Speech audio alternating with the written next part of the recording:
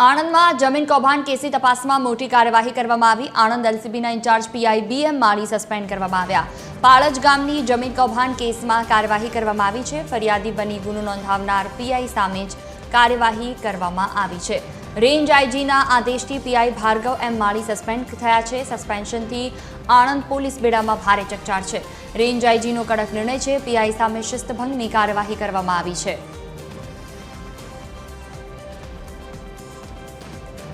સસ્પેન્શનથી Anand police બેડામાં ભારે ચકચાર। Range આઈજીનો કડક નિર્ણય, પીઆઈ સામે શિસ્તભંગની કાર્યવાહી કરવામાં આવી છે।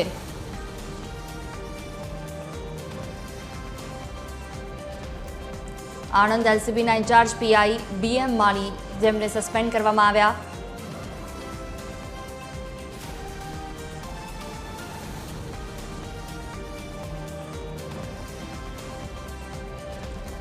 ફરિયાદી બની ગુનો નોંધાવનાર પીઆઈ સામે જ કાર્યવાહી કરવામાં આવી। સસ્પેન્શનથી આણંદ પોલીસ બેડામાં ભારે ચકચાર છે। રેન્જ આઈજીના આદેશથી પીઆઈ ભાર્ગવ કે જેમને સસ્પેન્ડ કરવામાં આવ્યા। જમીન કૌભાંડ કેસની તપાસમાં મોટી કાર્યવાહી કરવામાં આવી છે।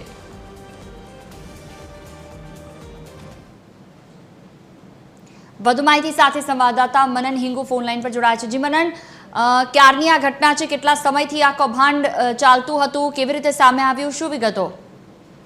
જુડી, જે પ્રમાણે અત્યારે વિગત મળતી આવે છે કે આણંદ એલસીબીના ઇન્ચાર્જ પીઆઈ બીએમ માળીને પાડજના કથિત જમીન કૌભાંડ કેસની અંદર સસ્પેન્ડ કરવામાં આવ્યા છે। જે પ્રમાણે વિગતો અત્યારે મળતી આવે છે ત્યારે સાયબર ક્રાઇમમાં ફરજ બજાવતા ભાર્ગવ માળીને એસઓજી પીઆઈ તરીકેનો ચાર્જ આપવામાં આવ્યો હતો। દરમિયાન પાડજ ગામની સીમમાં આવેલી ખડા ગામની એક મહિલાના પરિજનોને જમીનના અમદાવાદના બે ભાઈઓ ભેરુલાલ લાલચંદ ચોપરા અને પ્રીતિલાલ લાલચંદ ચોપરાના નામો દાખલ કરાવ્યા હતા।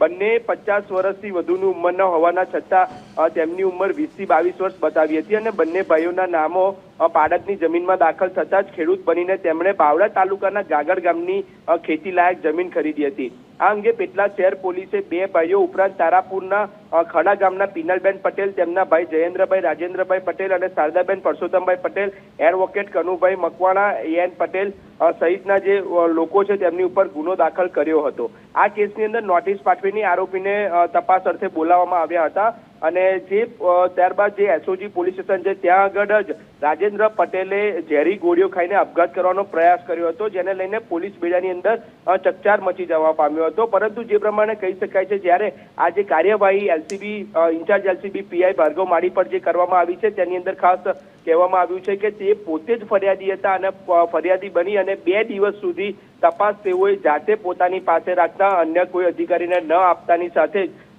જ આપણા જે ઇન્ચાર્જ કહી શકાય છે એલસીબી પીઆઈ ભાર્ગવ માળીને અત્યારે રેન્જ આઈજી દ્વારા છે તે સસ્પેન્ડ કરવામાં આવ્યા છે। જી બિલકુલ, તમામ જાણકારી બદલ આભાર મનન।